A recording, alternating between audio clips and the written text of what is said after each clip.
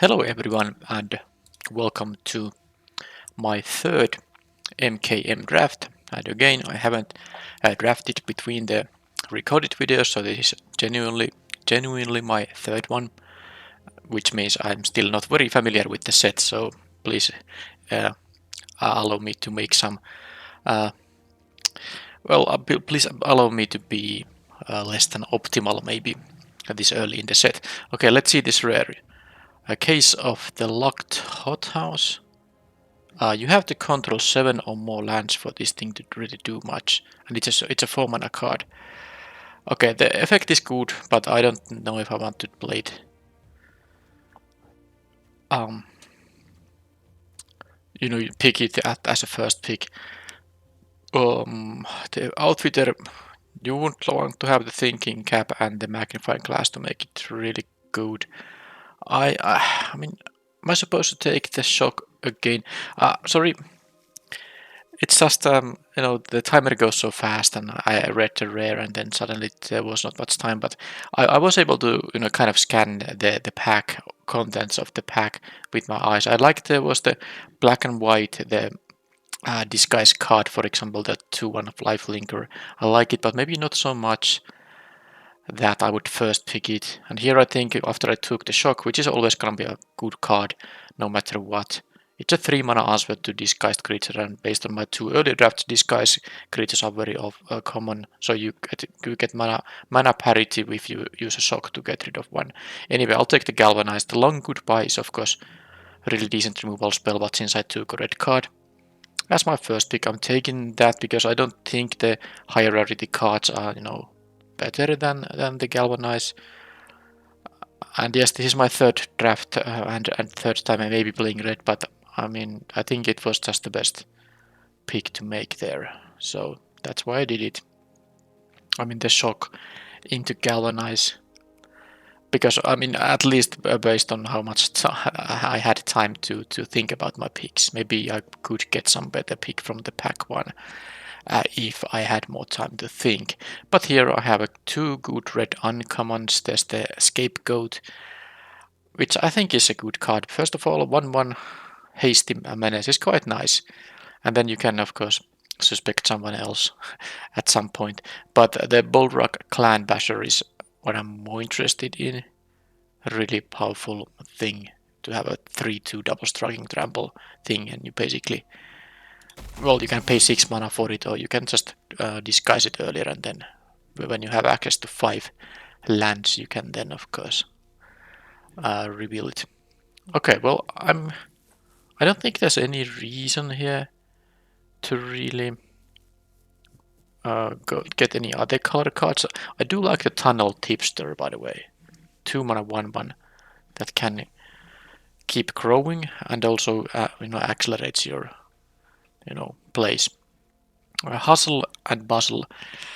I guess it's not bad. I mean, if I play red, you have easily both modes available, and I do like the convenient target quite a bit. But I actually, just for fun's sake, I'll take the Hustle Bustle because the Bustle is of course really good effect in some board states. You just win with it, and then if you don't have that as an option, maybe you don't have 6 mana, or you have like 1 creature or something like that. This is still a 1 mana trick, the hustle that maybe can give you a card. It's a pretty situational, of course, the effect, forced attack or block, but you can maybe do something with it. Anyway, here I will take the Scapegoat. Oh, well, there's a Consign Oblivion in this whatever slot, whether it's a, well, I don't know, is it the list or the special quest? Anyhow, let's take the Scapegoat here, and what is this galvanized pick 6? I mean, what else do we have? Some blue stuff. I think the blue cards are fine, totally.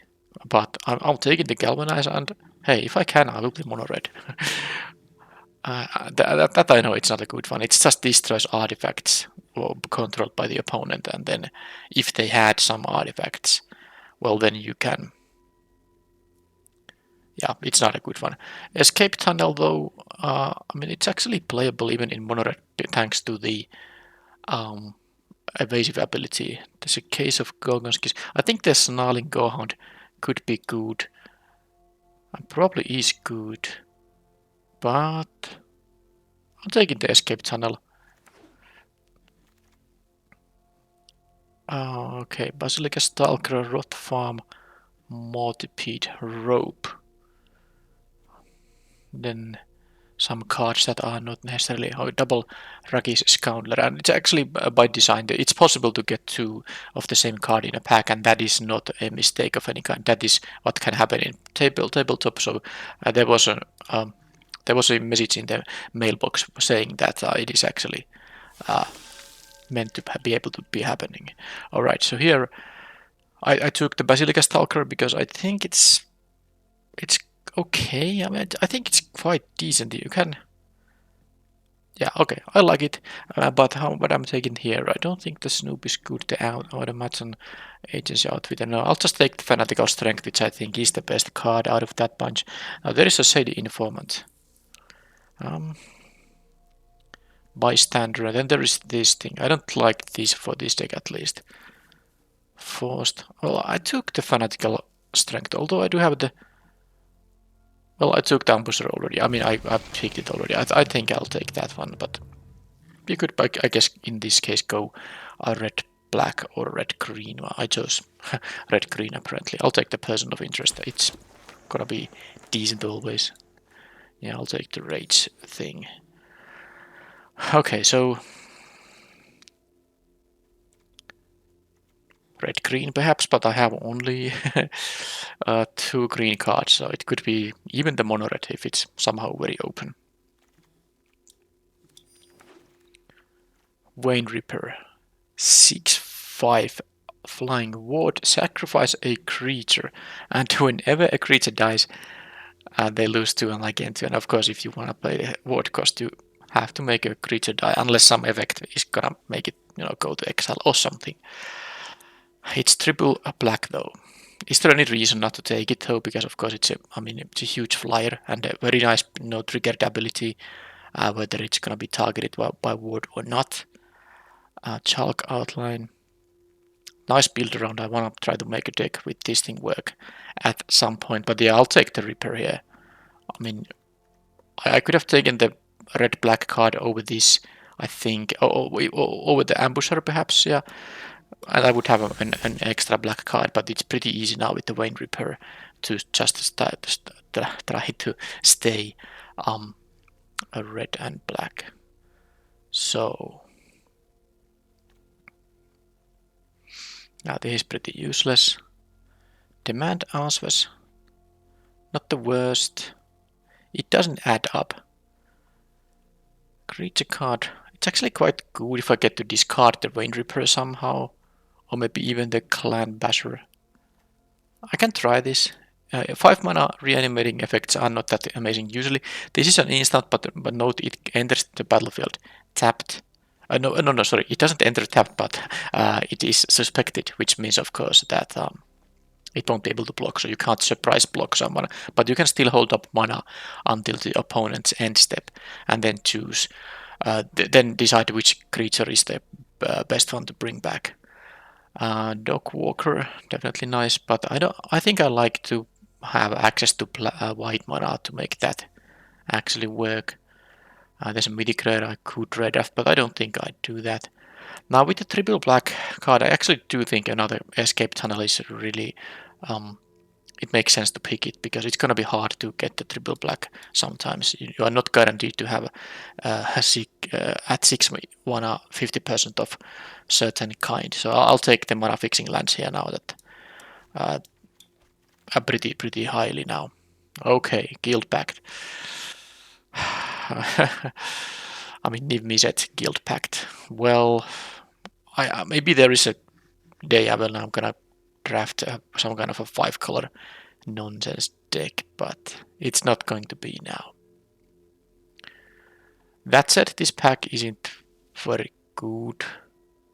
I mean, it is a good pack. I do think this blue cards are nice, but I can't really afford to splash anything if I have a triple black card in here. And I guess I could use a 2-drop, so I'm gonna take the repeat offender. I don't know how good it is. It's very expensive to use, but it is a mana sink later in the game, and early in the game, I guess it will just trade it with something. Okay, not much red and black here, but there's an Archdruid's Charm, which would be fantastic. Fantastic if I went the green route, but I think the Vein Repair was a good reason to go to black. I really don't think the Mask Maker is good, or you at least have to be very deep with this plan. I think I'll take the rare just because I don't think I'm gonna change from these colors anymore. Now, in terms of playables, I have 11 spells. I suppose the Felonious Rage is playable, so 12. It is. Okay, knife. I don't think I'm going to be aggressive enough to make the knife that good, but I actually think the Rift Burst Hellion is totally reasonable as a card that you can't cast at 7 mana. You have to always go through the disguising, because I can of course reveal it with 2 red mana and not caring about the green at all. Also, it is a nice thing to bring back with the it doesn't add up. Now I just have to make some ways to actually discard my cards. What is this? Sack an artifact or creature when you do exile target. Yeah, I have a lot of expensive cards. I don't like it, but I'm not taking another escape tunnel here.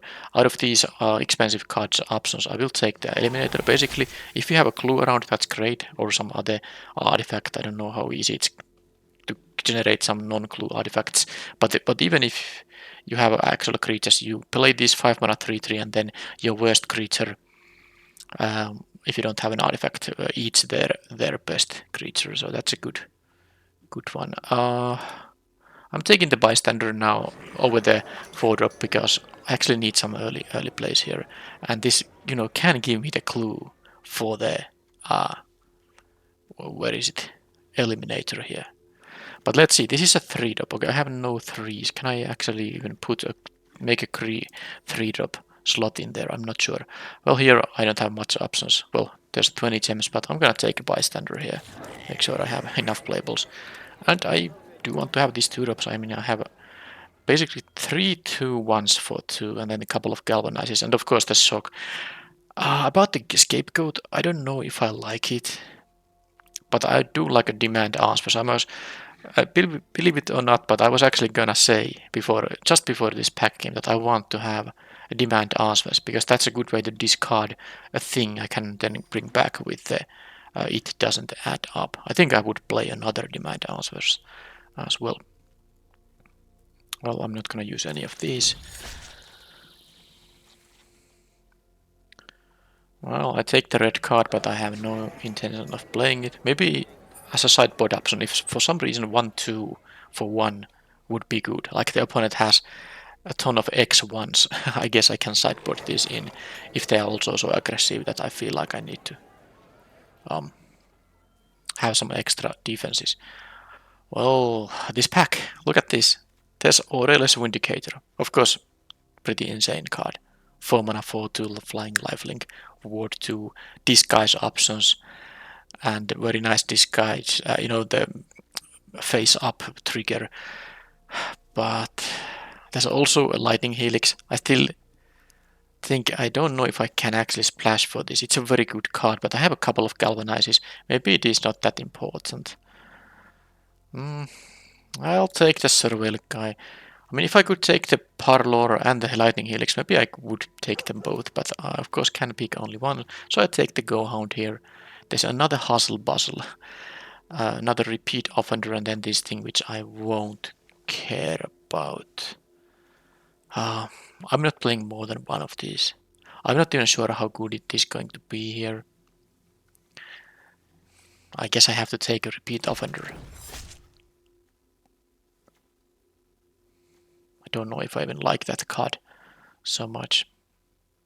Yeah, this is a pretty disappointing pack so far. It seems like that once I took the Vein Reaper, black basically stopped coming my way. I mean, they're actually good black cards, so I'm really struggling here a bit. but let's not get demoralized here. This is a good one.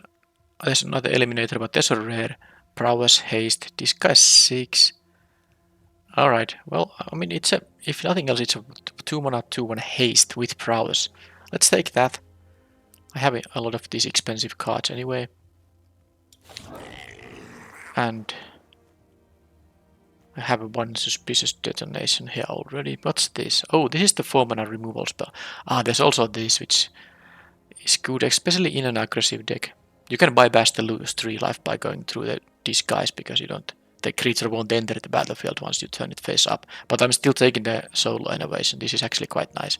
4 mana, -4/-4, and then you know, there's some draining passive ability also in there. How about this thing? When this enters the battlefield, put an imposter counter on each creature you control. Whenever creature you control with an... Okay, you need to have a bunch of creatures in your graveyard when you play this, because it's actually not that great. I think I'll just take my Ravenous Rats or whatever it's called. When this enters, they exile a card from their hand. That's always a nice effect. And here I get the Moroi here. Well, I'm happy to take it. It seems like black was more open than red in pack 3, and I think in the end my deck is okay. Can I really not make a 3-drop slot? Yes, I can make a 3-drop slot here, because I will consider these disguise creatures my 3-drops. Anything else here? This is probably also... I think these 4 are my only disguise creatures. This is actually 23 cards. I don't know about the scapegoat now. Maybe it's not for this deck. Maybe it is. 15 creatures. I have like a slight reanimation plan, but it's only based on this one card, so let's not get too excited. It's also quite nice to just trade with this disguised Hellion, and then it's in your graveyard. You can bring it back with this, and it will be, of course, front side on. Vengeful Tracker. I don't like these necessarily. I take the Tracker. Maybe I was supposed to take the Trick or something. But there's the Mind Rot / Coercion, aka choose between them discarding 2 or you looking at their hand and discarding 1 non-land there. It's, I guess, playable, but a little still slow. You have to use 3 mana to not affect the board. I'm not sure how big of a deal it is, actually. Alright, so am I gonna take another Riftburst Hellion here? I think I like it more than the Red Herring. I might actually play both of them. What to do with Hustle Bustle? I guess it is a 1 mana card, always. That maybe does something semi-removal in specific circumstances, and then the Bustle can, of course, make you win. And you know what's also nice with this? It has that you may turn a creature you control face up, and I just had 2 of these Hellions and then some other, you know, expensive to turn face up cards. Is that actually enough of a reason to play another copy of these? I'm definitely picking this because I don't need a 5-drop. I have a bunch of those already.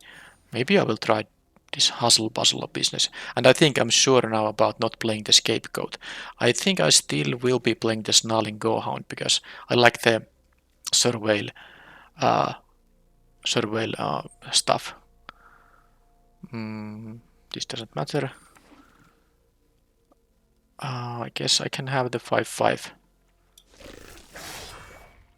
Even this thing here. I think I'm gonna put that one in the sideboard.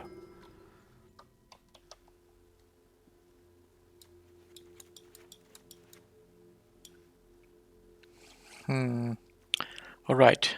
I don't think I forgot anything important in the sideboard.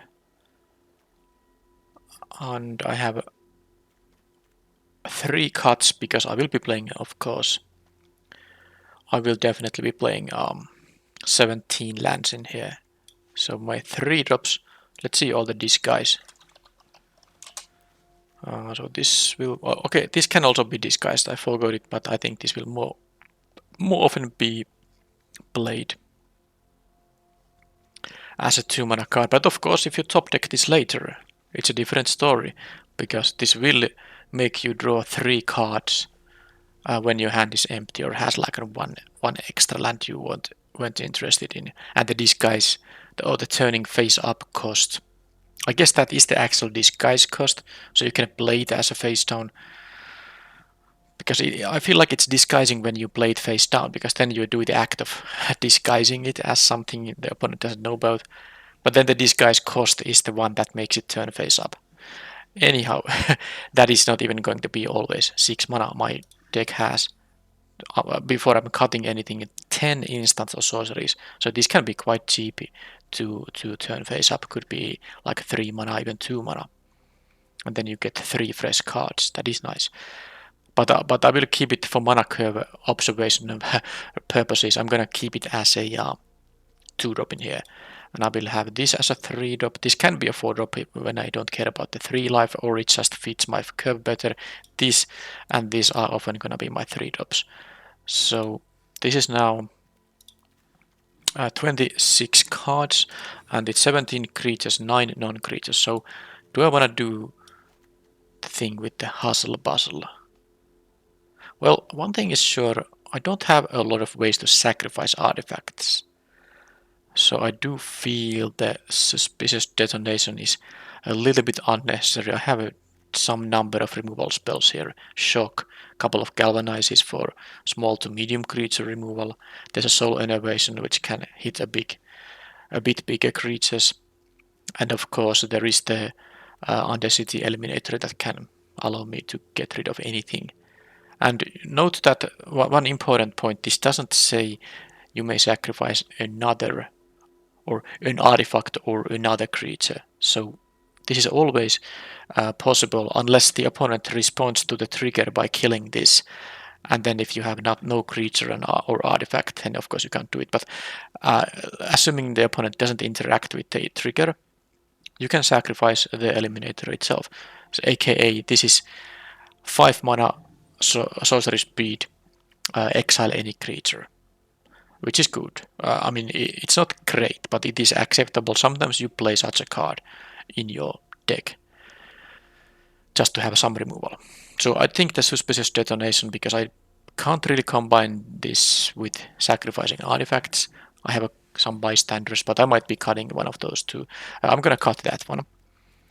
And hustle bustle. Why did I want to play 2 of these? There was a reason.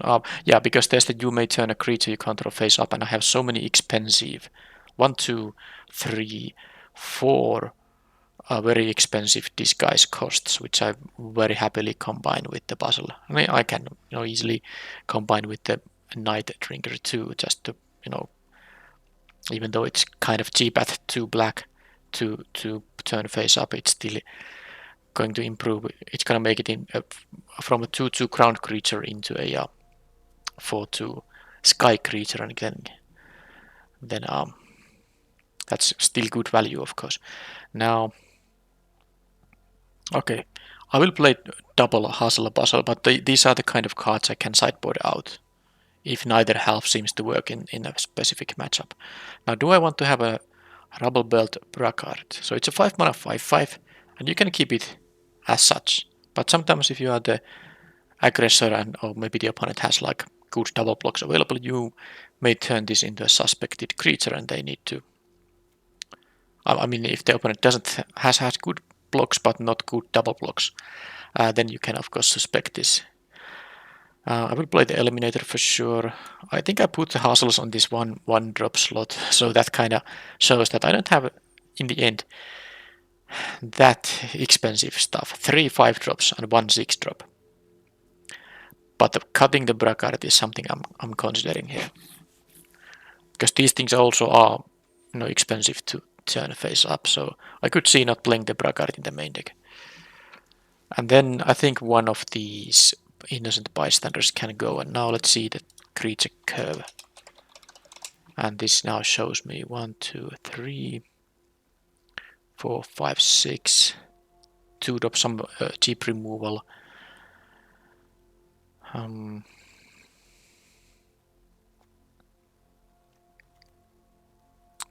Yep, and this is now 15 plus 8. This thing will bring back a creature, and yeah, it's a really good use to. Well, it actually works very well with any of these guys. I mean, the Basilica Stalker, even getting that back as a kind of a surprise attacker, but especially getting the Rift Burst Hellions back.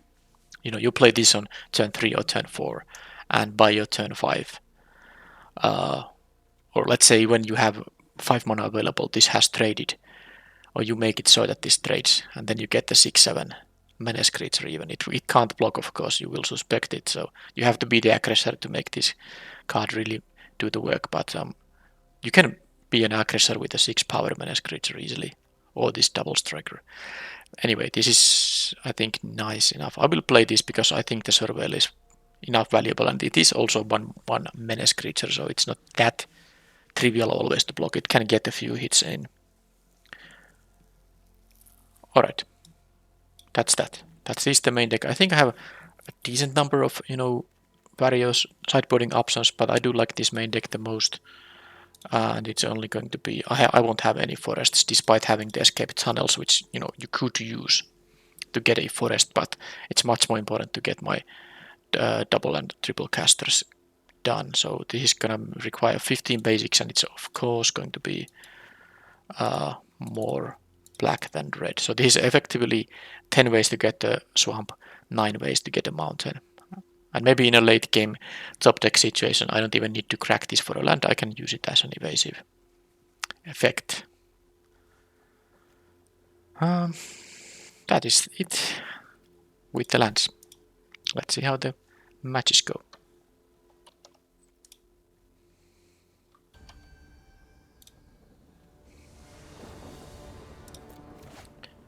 On the play with a pretty good starting hand. I think I will just play this on turn 2, not do the disguise thing. Huh. Yeah, I'll do it.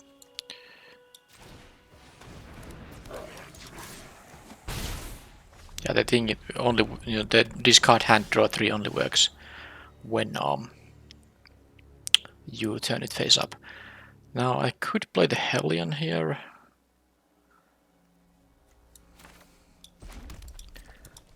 But I'm also interested in hitting my land drop, so I could do this and then demand answers by, maybe discarding the repeat offender. Let's do that. This is an instant. That also allows me to have a galvanize up if that somehow is gonna be relevant. And I will also get the surveil benefit.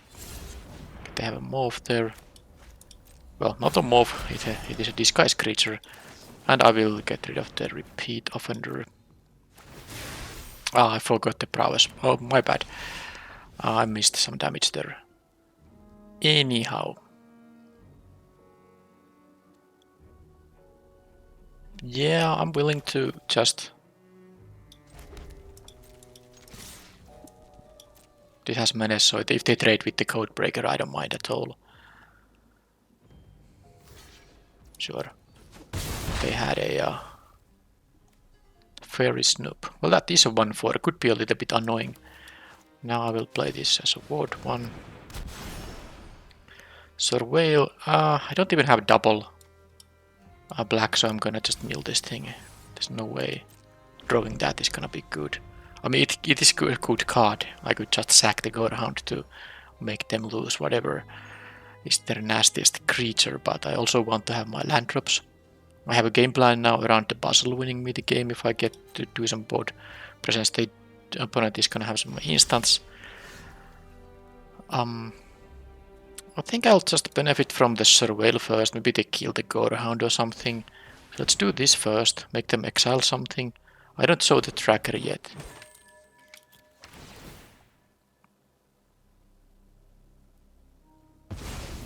They exile land most likely. Okay, my library has the Moroi, but I can actually play this now with this mana, so I'm gonna keep that. So it was a land they exiled. Can they have a counterspell of some kind? Now I will miss Surveil if I cast this, but it's still gonna be better. And especially if they have a counterspell on this, I would be happy for them to counter. But yeah, I'm gonna keep this on top. I mean, if this goes on, I'm gonna win before I... Ah, yeah, okay, well, they have this. They have this, of course. Well. So much of... I mean, they only need is now one mass removal, one single point removal to kill the Moroi, but they had the actual rat effect. I was hoping there's nothing from red, because I don't remember all the cards, but now that I see this, yeah, bye. And they only had to deal 2 to each. Okay, that's... Well, that's something I know now to play around. Let's see if they have it. Well, they did not have a shock, at least, because they had a mountain up there. So how about galvanize? Or any other things? This says when this enters... Okay, you can loot. You can loot when this or another detective enters, or the detective is turned face up. Okay, so now let's see if I can attack for 4 in the air. If they deal with the Moroi too, I mean that they already took care of like a ton of my creatures. So, well, there's actually a chance. They had no answer for it yet. They did discard a 4/3 flyer though. Well, in the meanwhile, I have a couple of removal spells. So as long as they don't have a removal spell on the Moroi, I do have a 2-turn clock. But maybe they have an answer for it now.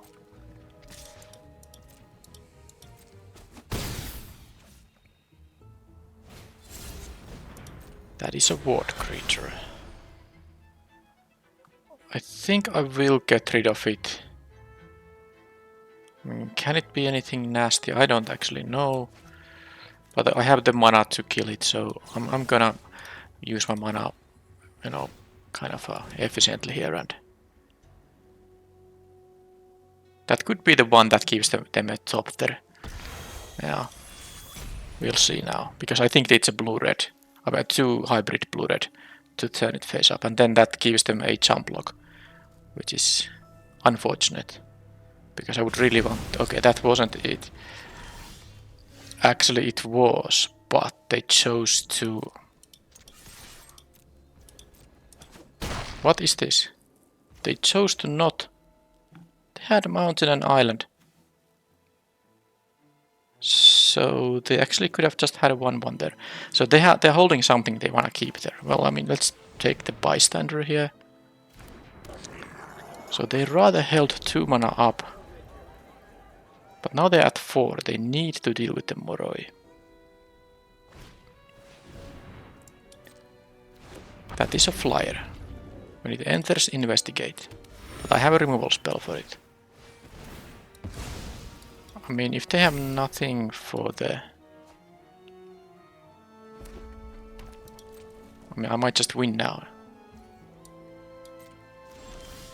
Another hustle bustle. So, let's try this. Only red mana up.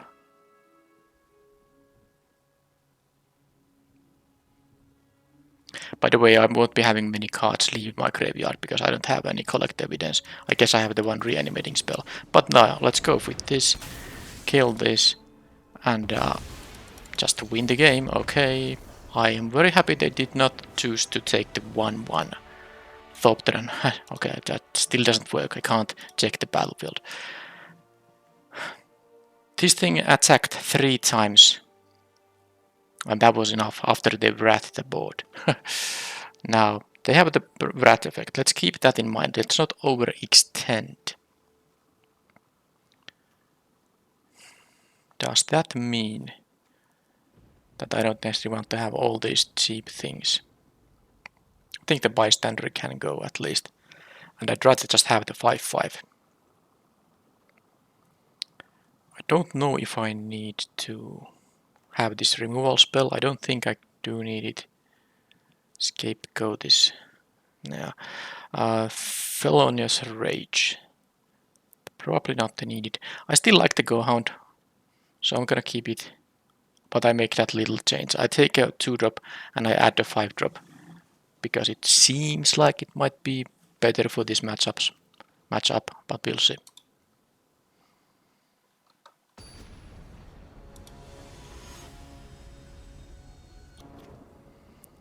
they mulligan. I have this kind of a hand. Oh.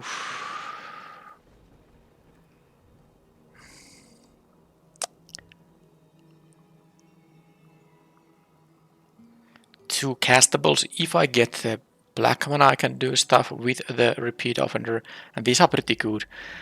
I'm gonna keep it. I am on the draw. But this could backfire. So they are now. Okay, I got the land. This is good. I'll just play my code breaker here.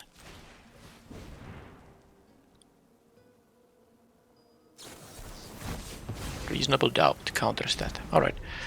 And then I can on the next turn have this thing up. Well, it doesn't matter actually. Because this has a ward, of course. But maybe they play something that doesn't have a ward on this turn. Or just turn this thing up and then I can maybe kill it. No. That's a tad annoying, but okay, I think drawing the lands is going to be important. So I'm just going to... I don't have... Okay, I'm gonna just do this and the Rift Burst Hellion, because I get the Surveil now, and I'm also very happy to, especially if I see a swamp on the top of the deck. Well, I'm definitely surveilling that, because I can also, that's not a scry, I can return it with it, it doesn't add up. But I think I can't afford to do any blocks, because they have 5 mana, they can have very big creatures here. They could just eat up the face down card in here. Okay, they chose not to turn either of those face up. I guess that means neither of them is a very big creature. Now, how to do it? I'm not going to win this race, but I don't think I can really just...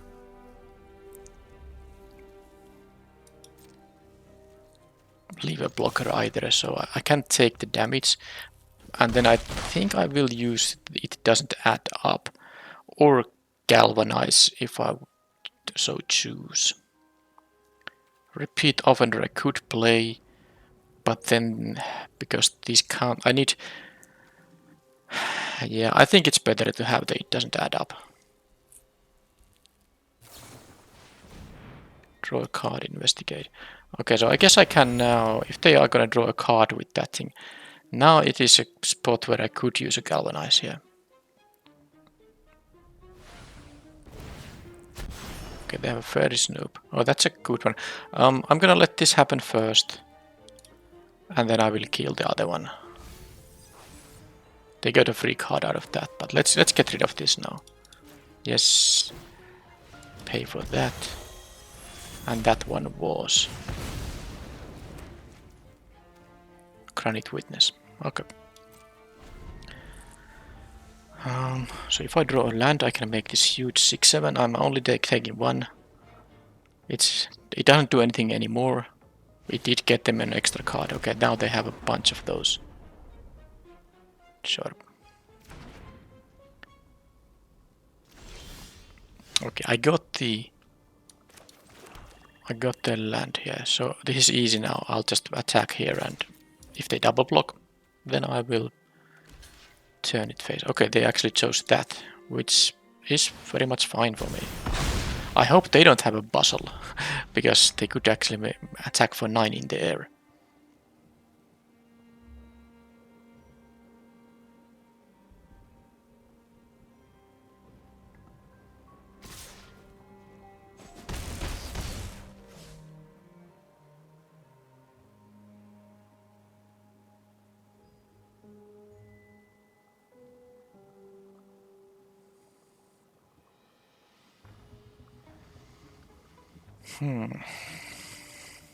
They have 3 cards plus the clue, so they are definitely not top decking or anything like that. Face down cards. I guess I'll just have to... I'll first surveil. Actually, I could exile one of these guys. I could do that. Let's first see how they block. I doubt they're gonna make any blocks here, but... Because I do have the 7 mana. Which means I could play this, sack the Gorehound, and then pay for the ward. I'm not gonna lose to these guys, so I'm gonna be at 8 thanks to the Thopters. I think I have to at least make a block. I guess a repeat offender can block. And then I can have the eliminator. It doesn't add up.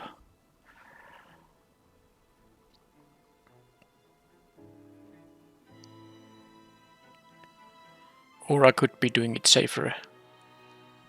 Okay, I think I'll do it safer now. I think it's a little risky to not make this happen. And don't care which one it's 50-50 which one of them is the better one, so whichever it was. Gadget technician. Okay. Well, they would have gotten an extra Thopter there, which would actually increase their clock. Decrease their clock, because now I go to 8 with 4 Thopters. I would be dead in 2 turns.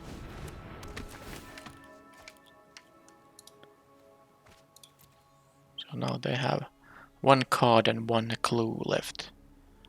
But I can block the face down card with my eliminator, and I would. And it was an exit specialist. Oh, it was the... Ah, jeez. I got the wrong one. Ah, that's disgusting. It was a 50-50. I mean, this is horrible because this has the bounce effect. Ah, I think that's too much. That's too much to handle. I need to get some very good...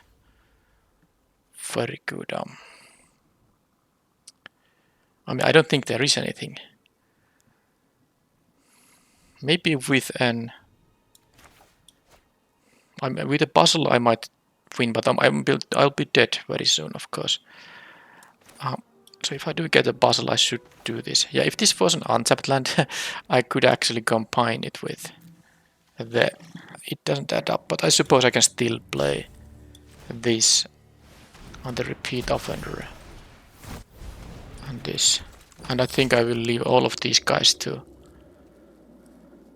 I'm gonna thin my deck just to have a bigger chance to draw a Bustle, because yes, you can do it so that you can target this thing with the unblockability and then turn it face up, but it's not enough. They are at 11. And I don't think I'm even going to attack here right now. So with the Bustle, because Bustle says I can actually turn this face up. So it would be 8 power trample, this would be 6, 11. Am I losing now? This thing can't be blocked. Okay, I can block it with the offender. No, I was wrong. This is not +2/+0, it's +3/0, yeah. So I don't know how the... Oh, damn it. I don't know how the game would have gone if my eliminator would have chosen the bounce one. Maybe I would have still lost to the equipment in the air.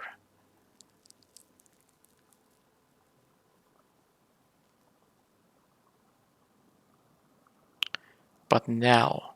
So they have a lot of disguise creatures. But I have 1 shock at least. I know I can kill this without paying for the ward, but it's 5 mana already, so I don't think I want that. On the play, do I want to have the Clan Basher? I really hate the bounce thing, but it's so good against so many of my things that I shouldn't really bother with that. I don't think. Do I want to be on the play like a bystander still? Instead, they do have the mass removal effect too, so it's kind of annoying. Yeah, I'll just have the same deck and... well...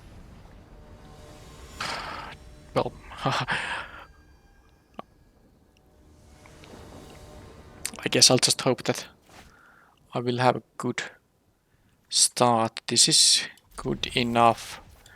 This is the red mana. I have a 3 drop. But I have of course the demand answers for turn 2. Or this.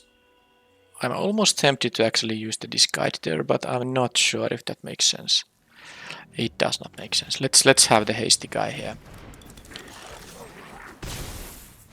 Because I might draw some other expensive things I would hate to discard. Alright, so I'm of course with the prowess creature I'm going to... I could even make them block, but I actually rather...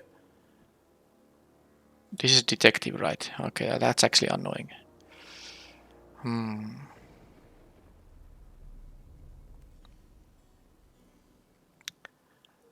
So it becomes quite big. 5 toughness. I guess I can still shock it on the next turn, but let's try to... Because I kind of want to play the demand answers here, so let's do it now.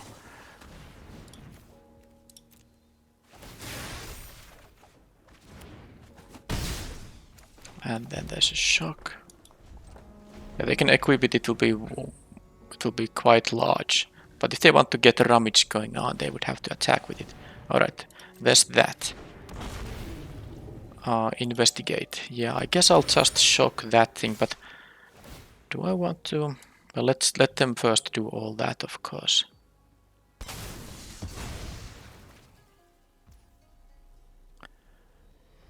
Yeah, it's a sacrifice an artifact. They are not gonna sacrifice any other artifacts. I'll take the damage. I feel like... Do I need the mana? Actually, I could play the Night Drinker Moroi here if I do the shock right now. That does seem quite good. I lose 1 damage from the prowess, but that is actually more mana efficient, so... They did miss a land drop, by the way. Just have my 4-2. I lose life, but I am the aggressor. And this won the game 1. Can it win the game 2 as well? I guess they're desperately trying to find a land in here. Not gonna block that one. Okay, they are missing the land drops now.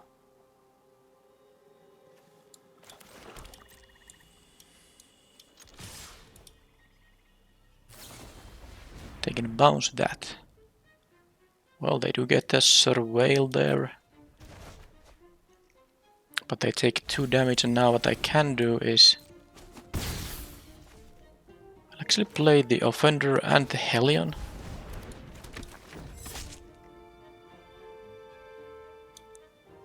No, I'm gonna play the Moroi, because on the next turn I can make this go face up and still, you know, play this face down. And if I get the Bustle on the next turn, it's still gonna be rather good. Yeah, they are missing. I mean, after all this rummaging, they're still not getting the land. That's very tough luck for them. But they do have the 4 mana Wrath effect. I have to keep that in mind. It could be their next turn's play. So can I win with the Bustle? Well, I would need a land for that.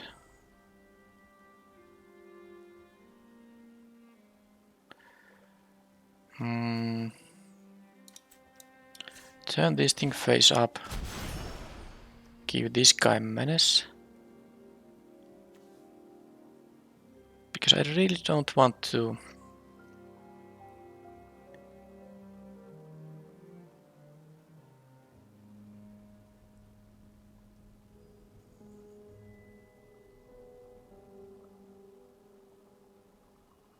You know, lose to the Wrath effect. I don't know if the menace is important. It's not important. I don't care which they block there.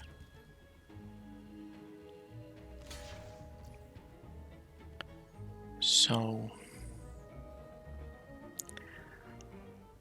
Yeah, I mean... Just do this now. And am I... Do I need the agent if they rat the board right now? I'm definitely not playing the Hellion into the rat. But I can sack the 1/1, I suppose. Remember, they don't necessarily have it, but I'm gonna have to play around it. This 1/1 will be relevant if I go to the hustle. I mean the bustle on the next turn. They had this thing, sure. Okay, well now they have the 4 mana.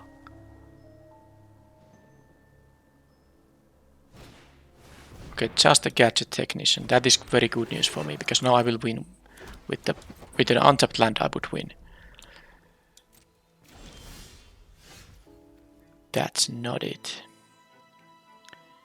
Well, I can still, of course, make them jump block with the 1/1. Target creature attacks or blocks. Well, that's not gonna help too much. Oh, I'm sure they're gonna block this thing. And then I will have my 5/5 in here.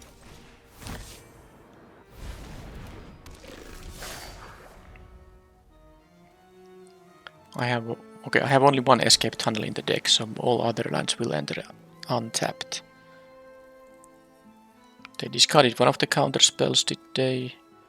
No, they did not actually, because they do have the counter spell. The 2 mana counter, so now the Bustle, well, which still can't happen, isn't going to do much.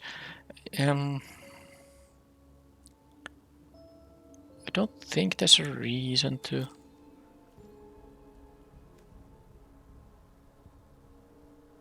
I think I'm gonna suspect this guy, yeah.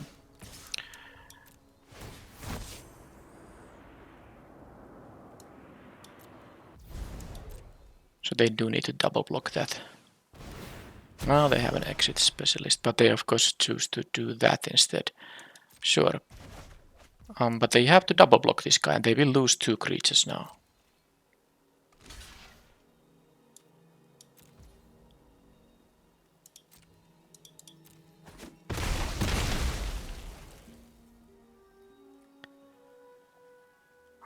Well, I'm gonna just play this thing face down and then leave 2 black for turning it face up.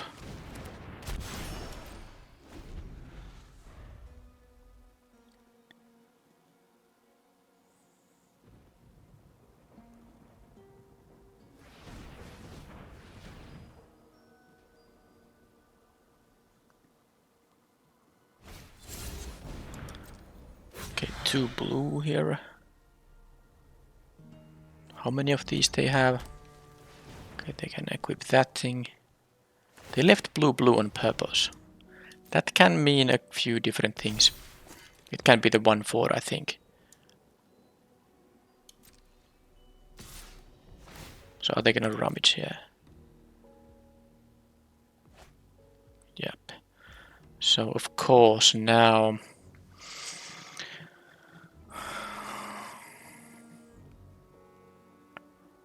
Well, I'm definitely taking the 3 here. It doesn't really make sense to do any kind of jump blocks right now. I think this is the 1/4 because it is blue-black hybrid to turn face up, I think. Oh, does it cost 3? I don't remember yet.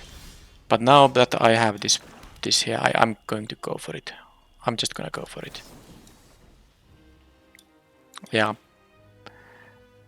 This will get the prowess trigger. If they have the counter spell specifically, they will still lose because that will they will go to 1 from in the air and yeah, this should be almost. I guess if it is another specialist, no, it's still going to be 1 tough. Yeah, the trample will be enough. If it would have been a specialist, they can bounce the Moroi, but this is the 8 power trample versus 1 toughness blockers. So did I see it? It was a Granite Witness. Ah, yeah, this is of course. It might cost 3 mana, the 1/4 I talked about.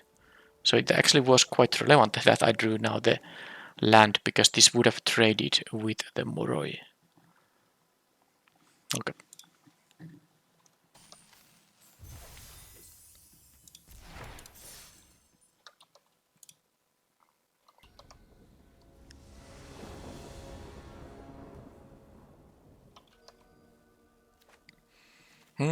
I have both colors. I will be on the draw, but I have early drops, demand transfers for more lands. Actually, I can cast every 5 spell. All of the 5 spells in here I can cast with this. You know, with these 2 lands.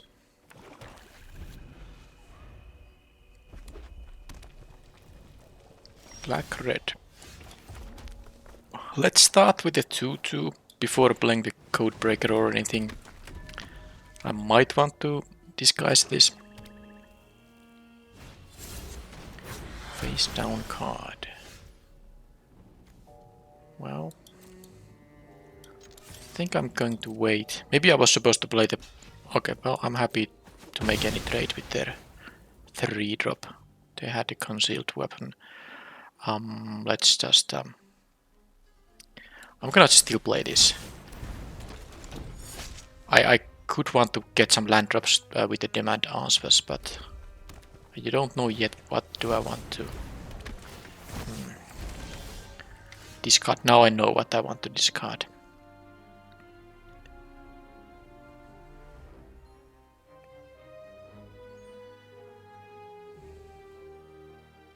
Yeah, they got the 2/2s for 4 mana and 1 card, which is very good for them because I'm missing now my 3rd land drop, just like my opponent in the previous match, game 3 did. I am behind here for sure.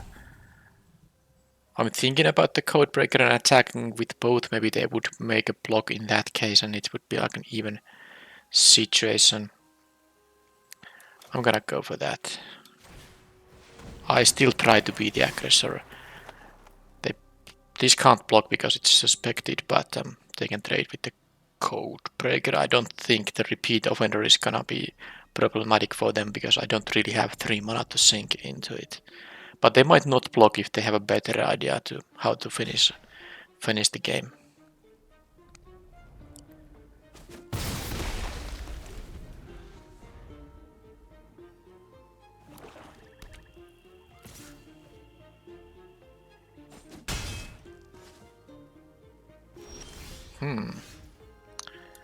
No plays yet. Yeah, I think this is the turn when I'm going to demand Asmens. I know I could do it main phase because I have 1 black 1-drop. The Menace Dog Hound, what it is. But I also... Well, I know I'm going to discard one of the Hustle Bustles. That's just obvious. But is there a reason for me to have a Galvanize already? So 27 cards, 2 out of 27 chance to draw the dog. The only reason to play this main phase is that. So maybe I'm gonna see what they do. Do they play anything this turn cycle, for instance? Maybe they just have a removal and they didn't want to use a removal spell on the offender. Or just a lot of lands.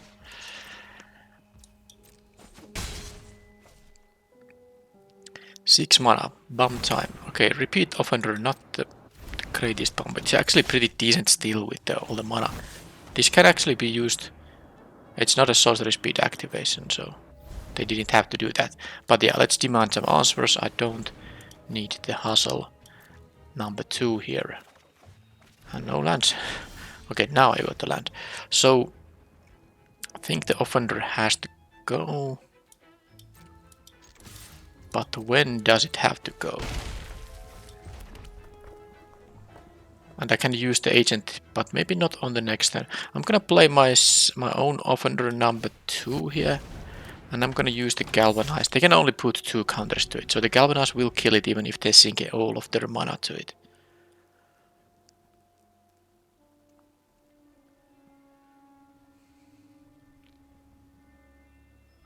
The question is if they just attack, am I gonna take 4 or use Galvanize before taking damage?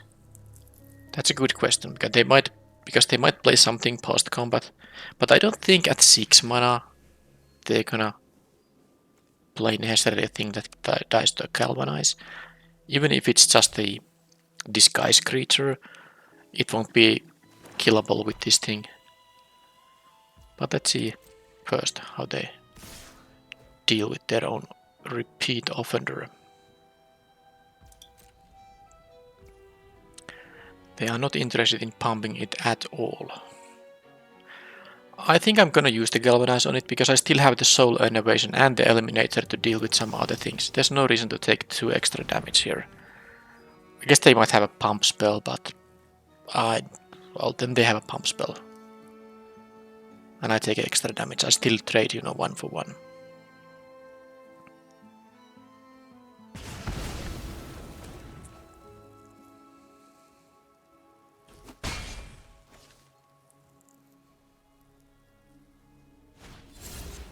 Okay, and that was indeed a face down card, so the Galvanize would not have worked there.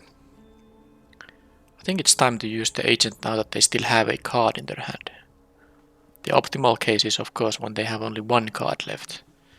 But it's better to use it now when it actually can get a card.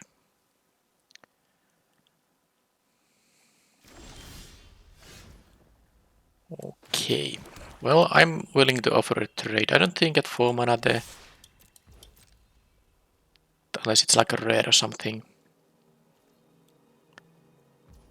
Okay, they take the damage.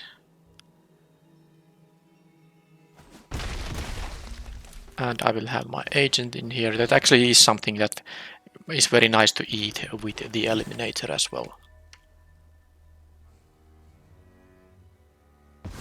It was a land, not a surprise. And now I can, if I want, to make this one of these guys suspected at the end of their turn. Now this can be some huge threat, of course, but I'm at 14. Even if they get to turn it face up and I take a huge amount of damage, I don't mind. And I'm not gonna jump block it because I need to use this for the Eliminator. Okay, I just take 2 for now. Actually, I'm winning this race. I'm winning this race. But the fact they did not turn this face up, it means that I can't eliminate it with the Eliminator. I would need 7 mana for that, but let's see. Okay, they have their repeat offender again. Please play your final card so that I have perfect information. Although I don't have perfect information, I'm gonna make this guy into a suspected creature. I don't have perfect information because I don't know what that face down card is going to be.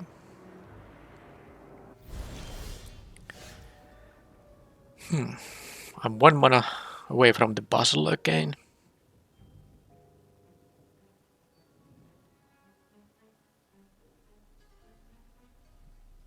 I do have the Soul Innovation.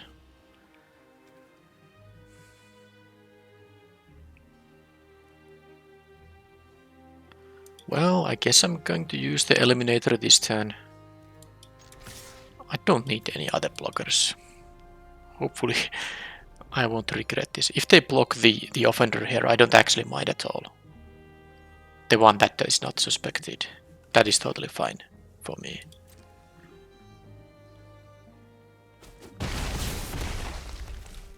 And now this can't deal 8 damage easily. But I think it's still better to play this Eliminator now. I don't think I need the Hellion. If I get the mana for the Bustle, I'm in a very good shape already.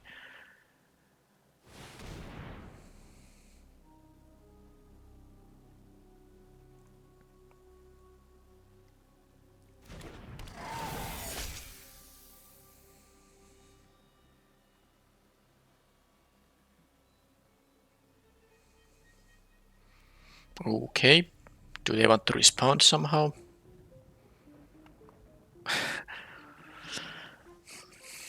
Well, they have the option to do that. The question is if this happens so that I just, exile my agent and so when I sacrifice my agent and to exile their person of interest because I can't, pay for the ward cost. Am I going to block the face down card with my 3/3 if they attack?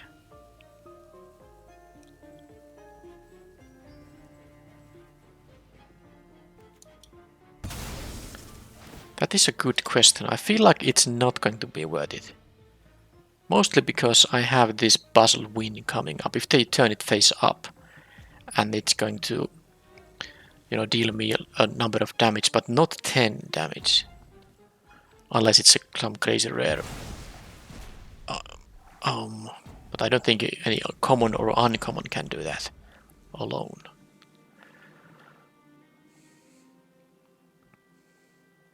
This thing has flash, so it's flash -4, -4. So if they do thing, yeah, I'm gonna not block here.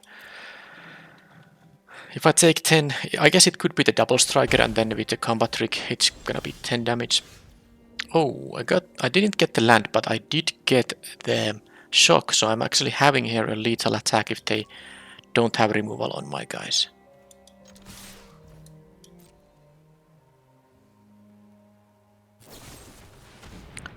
Murder.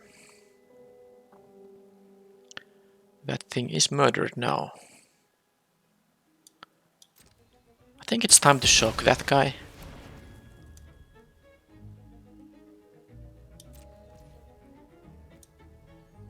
Now, they could turn it into something that takes... Yeah, I'm not sure actually. I guess I'm gonna just play the Hellion here.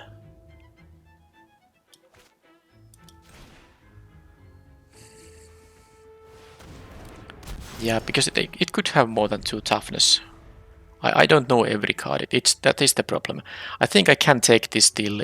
Dealing 8 is still requiring like the double striker and a pump effect. Because the double striker is 3/2, so it's only 6 damage. On the next turn I can also use the repeat offender.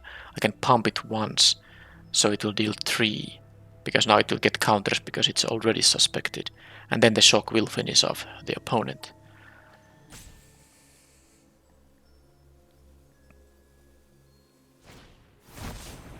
Sacrifice a suspected creature to give -5. Well, they don't have a suspected creature. Well, they do now, actually. So... Suspect up to 1. Okay, they can suspect my... They suspect my... Okay, so I think I should now shock this guy. That's probably the best to use for my thing. Yeah, I'm gonna shock it before it gets the counter. Or the status of being suspected. I don't think suspect is any kind of counter, it's just a status of being suspected. You can't proliferate into more of those. Well, I'm not blocking. If they deal 8 with this setup, then they deal 8.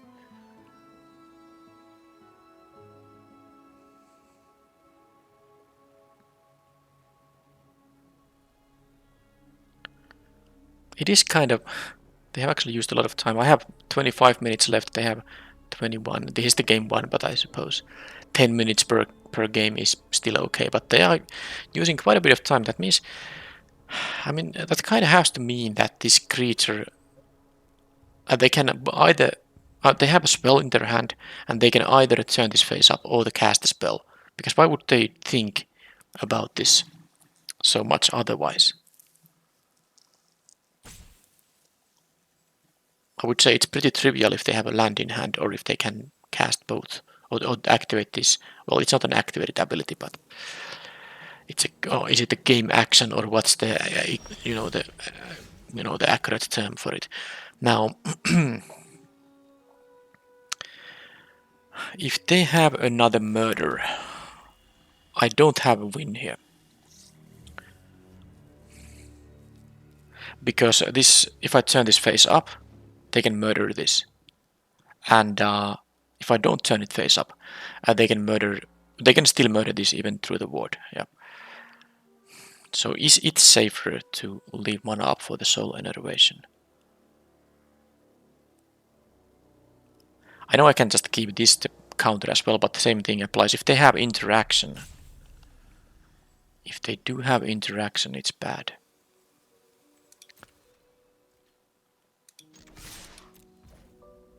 Based on them not having really any priorities here, this is like...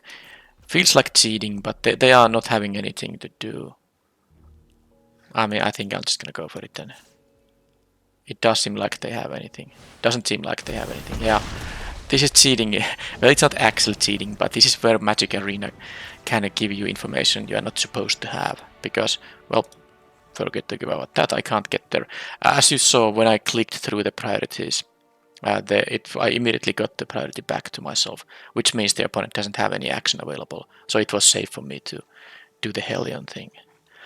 If they would have had mana up, I mean priorities there, I think I would have a gun for just dealing the 4 damage total, which would have allowed me to keep mana for the soul innovation. So when they attack with their guy, I can, if it stays disguised, well, I take 2. But if they, flip it up, then I can give it -4, -4. Even if it doesn't kill it, it will still give it -4 power, and I would most likely survive with my, I think I had 6 life there. So that was my game plan. They go to 1, and I pass with this up, and then of course then I can do a lot of things then, if they don't kill me on their next turn. Because they would have been on 1. But yeah, black-red. What exactly do I want to have here? They have a bunch of those disguise creatures, and I actually did not see their disguise creature now because I'm supposed to see it now here in this view, but it's all black. I hope they fix this as soon as possible. They do have a lot of those repeat offenders, just like I have 2 of them. Does it make one of my cards bad? I don't think really. I quite like what I'm seeing here, so I'm just gonna ship the same deck. I don't think I need the detonation. That's fine.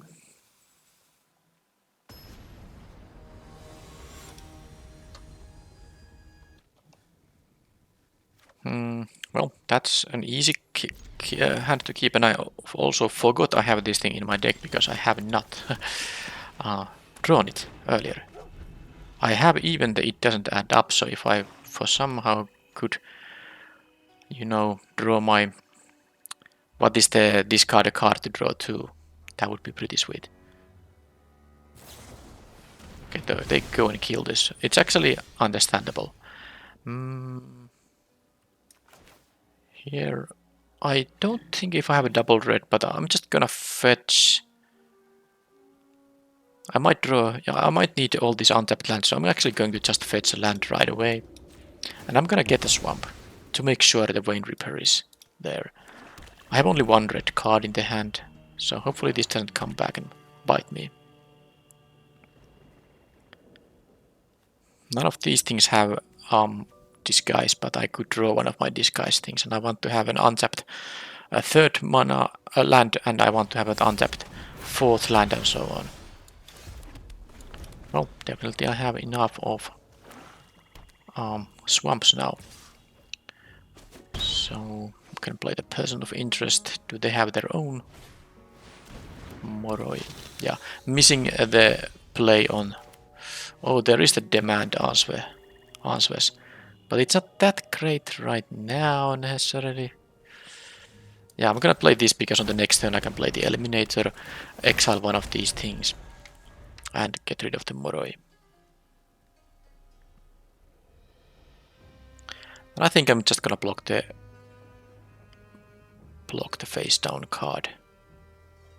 If they have a 5th land, I think it can become something huge, but at 4 mana I don't think it can necessarily just eat one of my creatures. Is that another Moroi there? Savior. Oh yeah, this is the Lifelinker. That's good. And okay, now it's gonna be very difficult to raise the opponent, but it's fine. I can still get rid of the 4 power creature, which is more important than getting rid of the 2 power creature. It doesn't matter if they kill one of these guys. I still have food to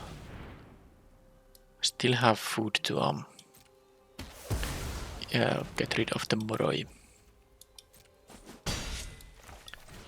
With the Eliminator, because while the lifelinker is annoying, it's more important to, you know, decrease their clock. Now it doesn't add up. It does suspect the creature, so I don't get any blockers with it.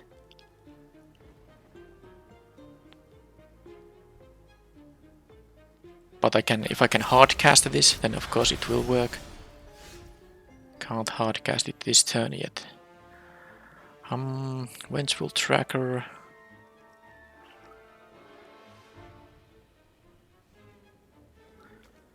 I can get this thing back with it doesn't add up, but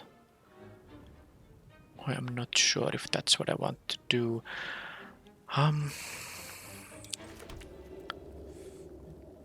It's not the greatest thing to bring back. Yeah, I'll just play the tracker and probably will be... I'll just block the face down card with my 2/2. And then it's all about whether they have an answer for the Ripper or not. Or, I mean, I have multiple removal spells I can still draw. Also, if I make this go to graveyard, I can bring it back with it doesn't add up to kill something if I have some fodder. So they're not attacking with their face down card. That's good news because they did have the 5th land. So they could have, for example, the 3/4 flyer, which also I have in my deck. But yeah, of course, raising is impossible against the 2-power lifelink flyer, so I just have to stabilize and then consider, worry about winning after stabilizing. Laundry. So they can check out my face down creatures, but it is a 4/5 guy. Okay. Okay, it is that. So they have 2 cards in hand. Yeah, this nice one too. I mean, I'm almost tempted to play this, but no, it's time to play my 6/5 flyer in here, and at least if they kill this by targeted effect, at least they have to sack one of their things. And when things die, I will get 2 life, which is important. And that will also work if I bring it back with it doesn't add up. But if they attack now with the Lumbering Laundry, I think I will just double block with the Eliminator and the Tracker. I might lose them both to their trick though. Then I have no good thing to sacrifice for the Eliminator, which I can bring back. Other than the Eliminator itself, of course. Okay, so this is gonna be held now. This is gonna refill my hand if I ever get to it. But I need this for blocking duty. I'm gonna play this as a 3/4. This is actually quite nice. I also get to you know, gain life with this thing. So it's a stalemate now because I can't. I guess I could attack now with the Vein Ripper, given my blockers, but I think I'm just gonna. I have such a good hand here. More card draw. This will draw me, you know, 3 cards at some point. It will take some time before I get there. But with the Stalker I can start attacking and gaining some life. But if they kill it, well then I will at least gain 2 life from this effect. They are down to 16, I'm still having 21 minutes. So this makes my face down creatures not so surprising. So they will know about this, for example.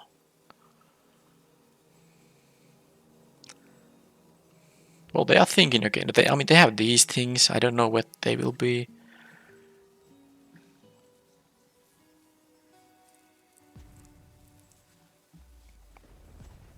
Okay, they are really in the think tank. Maybe I should pause the recording. Person of interest. Okay, good one, but not necessarily the kind of card that will break the stalemate here. They need something more substantial now. This I think I will just get rid of with the demand aspects. Should I see the surveil first? Let's do the surveil first.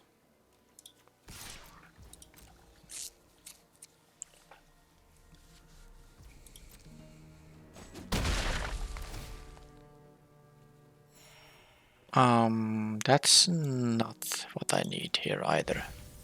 I actually would want to have a removal spell. So let's see if I can get one.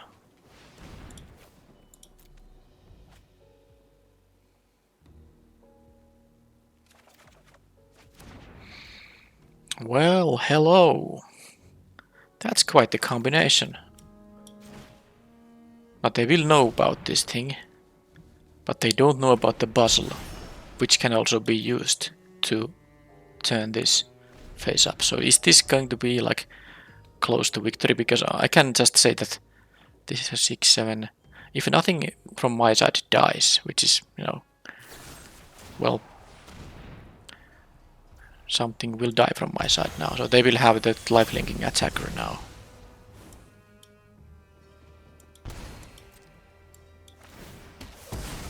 Oh, this also, I kind of forgot, it also triggers from itself. So you get the basically drain 4 when they kill this with an effect that you know, targets. First their creature dies, and then this will die. That's pretty sweet. Still, 6 plus 3 is 9, plus 5 is 15, and then everyone gets +2/+2. So that is 23 trample. It's actually not enough because they have a 9 here.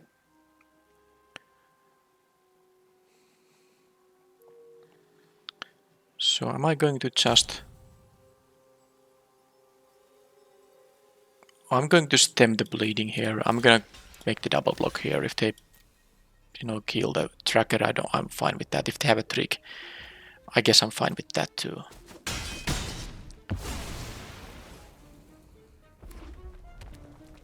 Okay, they played their thing. That means they're probably going to... Okay.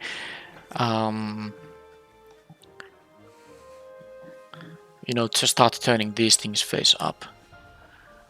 So I think this is the kind of turn when I will be bringing back the Vein Ripper, and then I can, on the next turn, win with the Hustle Bustle. That's my idea here. I don't think they have used the Lumbering Laundry to check out what is... Okay, they have a... When this dies, 2 damage to any target. Fair enough.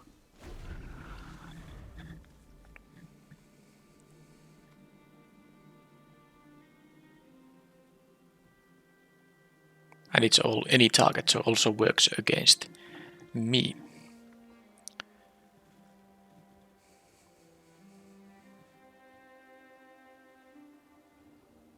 Still an unknown card in hand, and unknown face down creature. But I think I'll just take the 4 damage from this guy. I don't have to block it. I will block the Savior if it attacks. I can use the Stalker for that. Now they can see what is my face down creature. It also has reach, so I can guarantee the block on the Savior.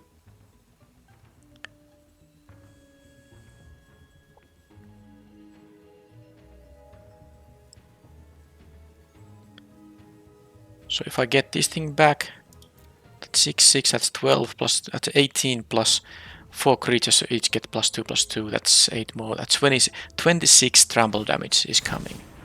Okay, they can do that. They don't have 5 mana. So now I have full information except for them. Oh, they can suspect my creatures too, so they can't block. Fine. They can suspect the Basilica Stalker. Or their own Savior, but I mean I can still flip up this. Okay. So what did I say? 26 trample damage. Did I say? Well, when things die, they will also get the drains here. It's any creature controlled by anyone. Okay, so let's do this.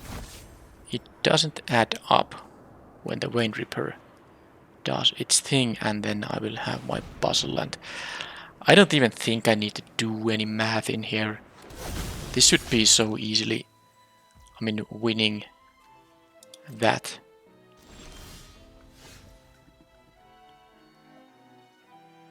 I mean, winning in terms of that, if I don't win on this turn, they have to use so many things to block that they won't have a good return. I mean, I could play them more roy and all that, but it's just gonna be Bustle time, because I can turn this. The important part is I get to turn up turn up this guy, so it's pretty huge. And let's attack.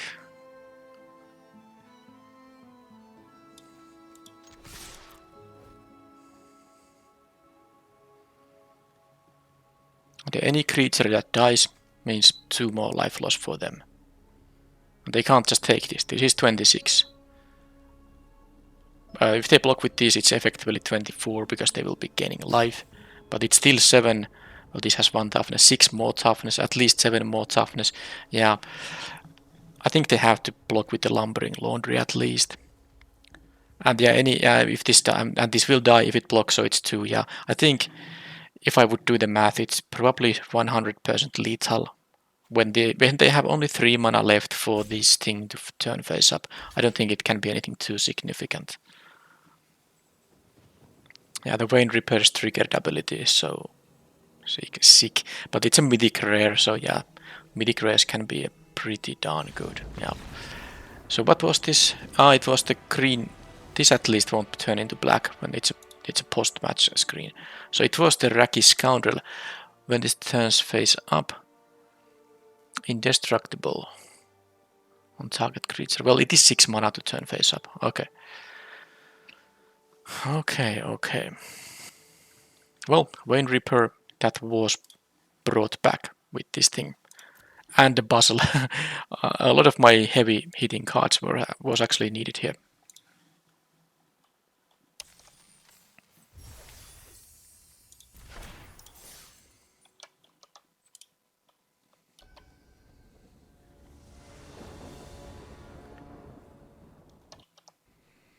Yeah, I'm not keeping this.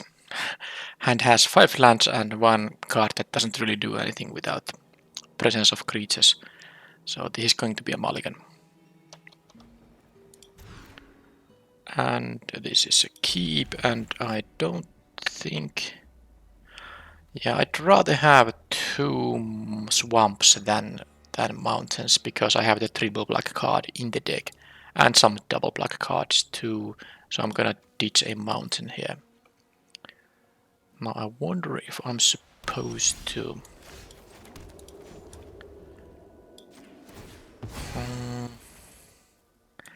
Well, the slightly annoying part here is that I have both Hustle Bustles here, so if I want to go for this thing, you know, doing its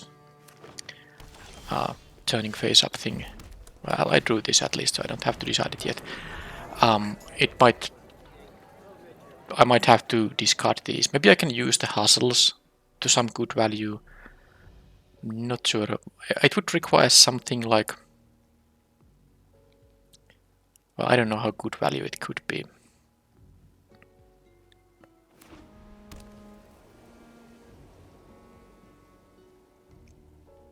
Okay, green and white. What does green-white do in this set? I mean, if we go by the kind of themes. I'm not sure. I'm not sure what they are supposed to do. But that's at least a good card, and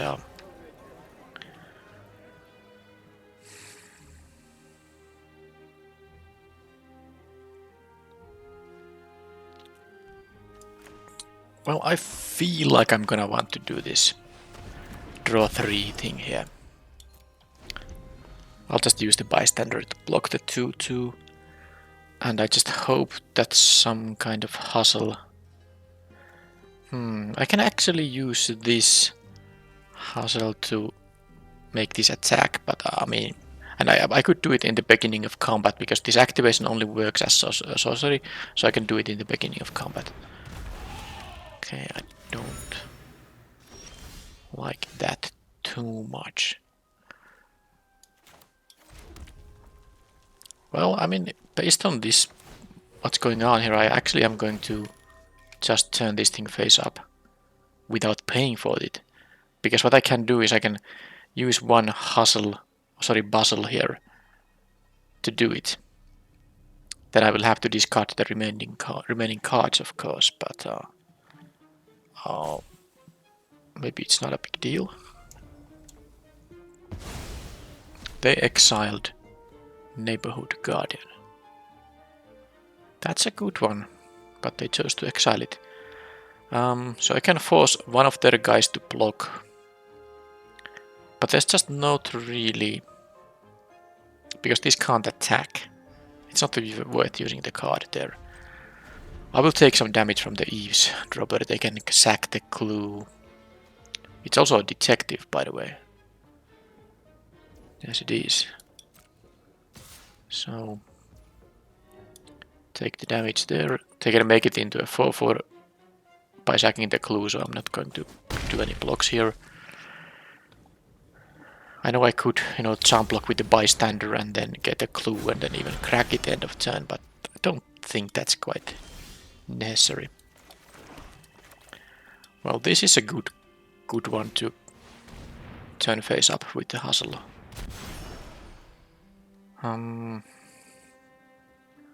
Still no attacks. I can force one of their guys to block, but it doesn't make much sense. Not when I have the hustle and bustle business here. Now my guys won't get vigilance or anything, so I don't want to die to the counter attack. But this will be 5 power double striking trampling guy. If I, get the... I would of course have to get the 6th land.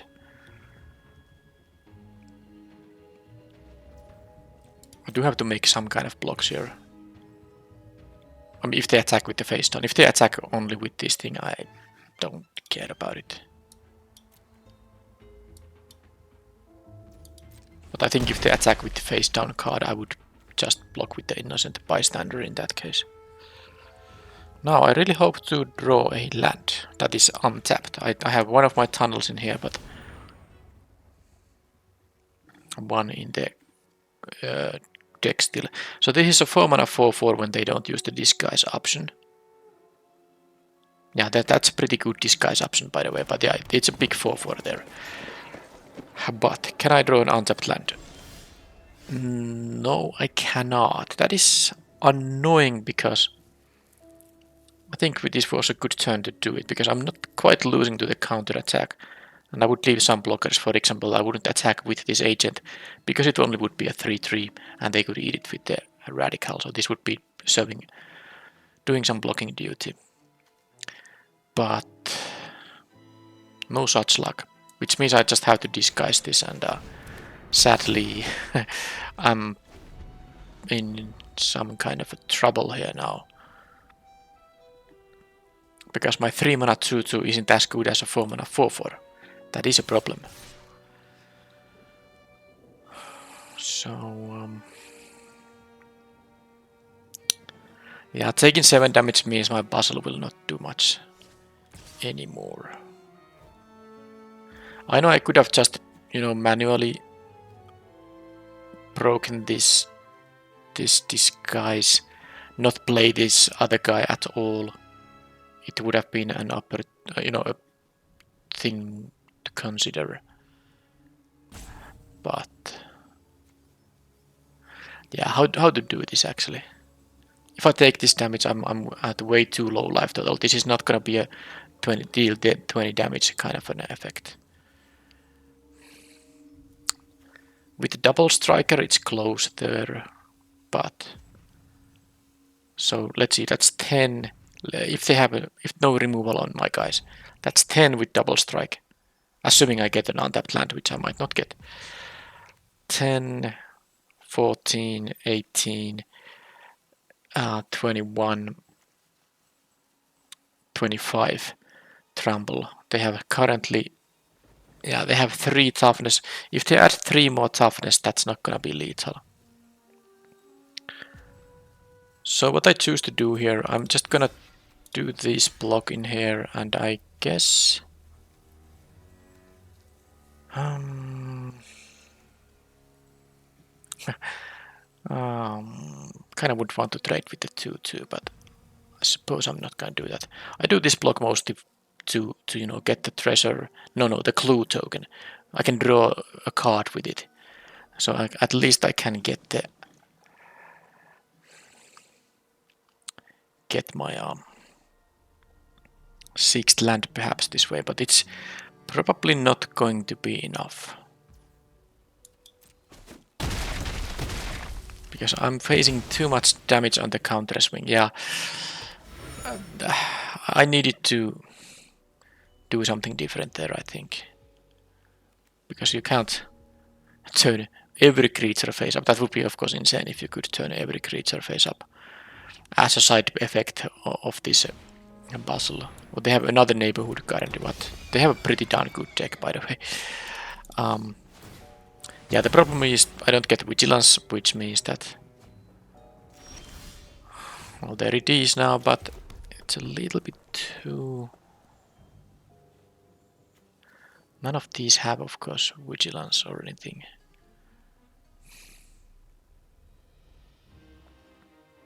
So they did add only 2 toughness, so now if I do this thing, that's 10 with double strike. 14, 17, 21, which they can, you know, block. They need to only block with 1, 2, 2. And then I will lose when they attack back. So that's no longer an option.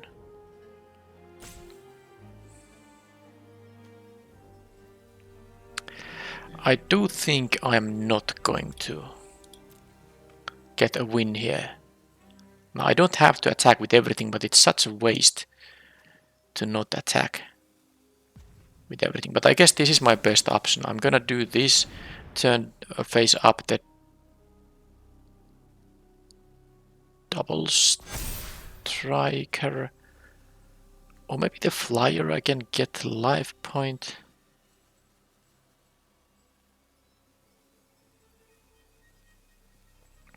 No, I think I need the damage here. So I'm at 9 in here.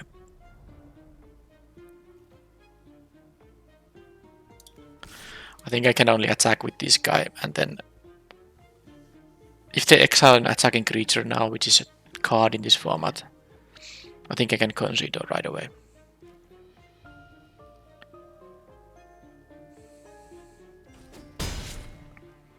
Because the opponent might not expect another hustle bustle, so if they have like a conservative attack of some kind, I can still win. But if they force, I'm glad they didn't do this thing on their turn. This would have had Vigilance and +1/+1. But yeah, let's see now. A lot depends on their attack. If I can if I can save my Basilica Stalker, I think with the Stalker and yeah, if I can only block with 2 guys and survive, there's a chance. But that also means they have more blockers if they attack with only a few ones. Yeah, I think this is not... I mean, they also have 3 cards in their hand. It's not like they have an empty hand. If they had an empty hand, maybe there was a way. Okay, they have the Vigilant Flyer, which taps my guy. And now they attack with everything and I will lose the game. Yeah, even if I block 4 and 3 here, I take enough damage. That's exactly 6. If I would block there. Okay.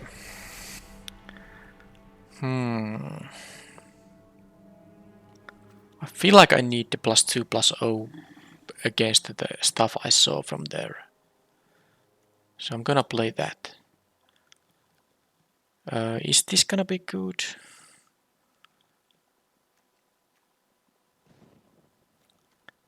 I think I have enough big static creatures here, so I don't need it that badly. But I'm going to cut like the innocent bystander, I think.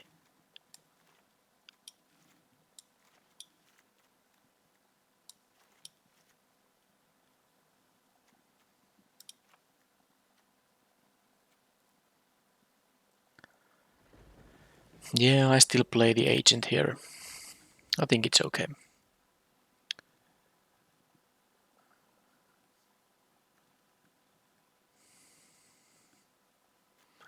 Or is it just a 1-1?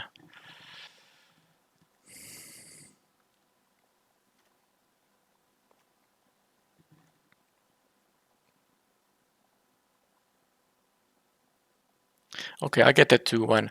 This can give me the clue token for this thing to eat, for example. I'm not sure if that matters a lot, but I think I'll do that. 4 damage dealing ability is nice to there against the 4-4 I saw, but I think it's maybe still a bit too clumsy here. So I'm just going to ship this deck.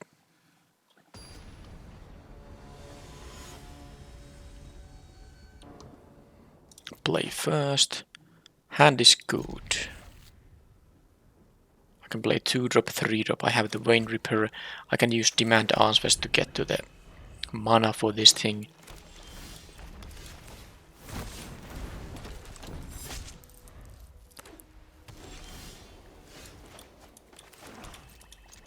They missed their 2-drop, so I have now good aggression here.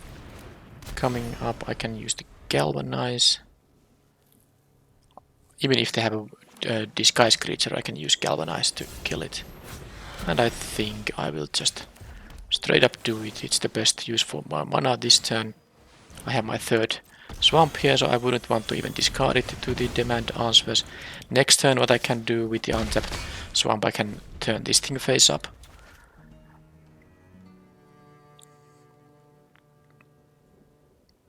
And then maybe I can just naturally play this on turn 6, even without using the Demand Answers.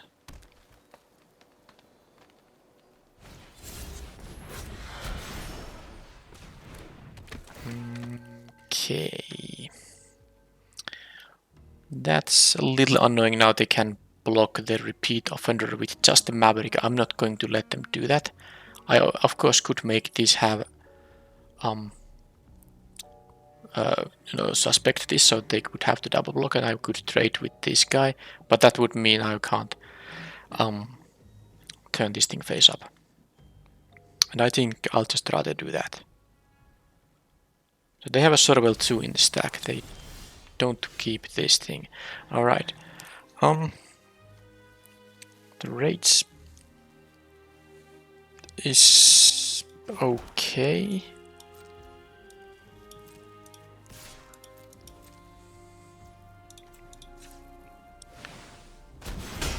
You know, it's okay because I can... Any card is basically okay because I can always discard it to the Demand Answers. But this is particularly good with the double striker here. So if they can't deal with it, this can be a 5 power double striking trample creature.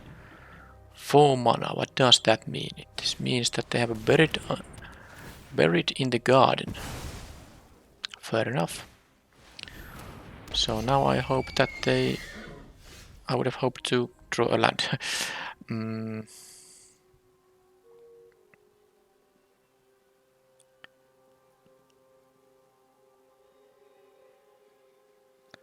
Well, what's the rush? I'm gonna do this, and then they have to use 2 guys to block this, or just take the damage, which would be fine. And if they use 2 guys, I will of course use my Ferocious Rage in here. And now that they don't do that, I can use the Demand Answers and probably just discard the Rage. I think the Innovation is still going to be quite a bit better. So let's do that. Oh wow, still no land. That's a... It's the same story as in game 1. If I don't get my 6th land, I am in trouble if I have these 6 mana things here. But of course I can still draw one, but I would have preferred to get a land right now, because even if it was the ender stabbed kind, I would have been able to fetch it now and have 6 untapped. Now I need to. Okay, they have the green belt radical. Yeah, that's a nasty one. I did get my land, but I don't have an immediate victory here. I can deal them 4 by using the Bustle, and this thing can't block now. So I will of course attack with it regardless. And then Wayne Repair, I think, should be good enough in here now. I mean, it is the best play. I can play only one thing. If I use 3 mana in here, I have nothing else than the Hustle. So the Wayne Reaper is the play. Now,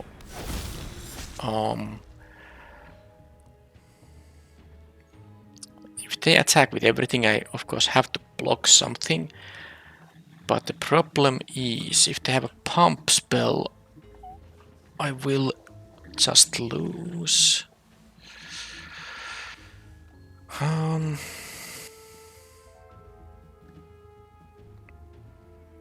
If they have the +3/+3 and trample, that is. I guess I would not lose if I block the radical. But if I block the 3/3, then I would lose, because then I would take 7/3 and the trigger would resolve only after I have already died. So I'm dead to the... I mean, I would have to block the radical in that case. Now if I block the radical though, I think I win, because this will trigger out of... If this trades with a creature, you will get this trigger twice. So I can actually block the radical here. Let's see if they have another removal spell, because they had a removal spell for my good thing. Do they have a removal spell for my other good thing in a green-white deck? It could be the +2/+0. Yeah, and then... Okay, what's this? Equipment. They can sack this. This is food, so they can gain 3 life. Alright, that's a nice one.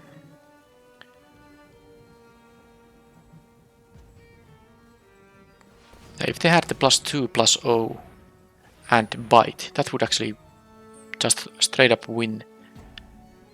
Make them win, because this would make me go to 12 by dying, but then they would also have 12 power there with the +2/+0.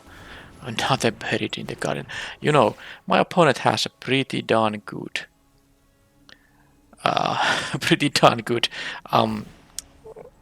deck, because you know what is the nasty thing? This life gain in here. This life gain in here is the nasty thing, because now I don't have a win with the repeat offender. That's insane. I'm also not just... I mean, did I also lose here? Yes, I also lose here. Wow. I mean, their deck was just full of these very, very powerful, incredibly powerful uncommons. I mean, this is a premium quality card. These are very good. And the Hound is nice as well. So all they needed to beat me is 2 buried in the gardens. To kill my 2 very powerful things. Well, I lost to the correct deck here. It would have been very difficult to win the game 3 if it went to that. But I really thought I had this game. Because I curved out very nicely here. I had my double strike guy give me very good. It's here. This gave me very nice number of, I mean, I was able to get ahead in the race, but of course when they flipped this thing, that became difficult. But my hand was so stacked here that, yeah, I could have won any game that in which they didn't have also this great tempo. Well, that's that. Another 2/1 here, and well, another red deck. So now it's been red, green, red, white, and now red, black. I wonder if it's gonna be red-blue next, or just a mono red. But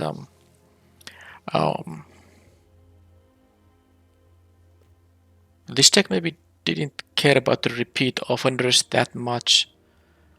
It was more like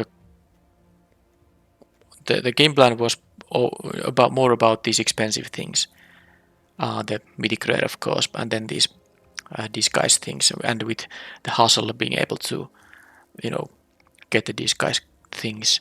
One of them turned face up for free. But of course I wanted to have these cheap things to have something to do in the early game.